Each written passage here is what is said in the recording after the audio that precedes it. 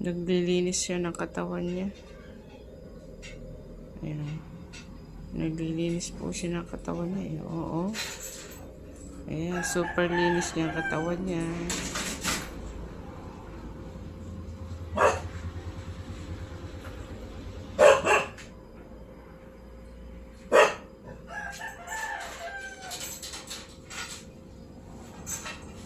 Ayan, nililinis po siya ng katawan niya.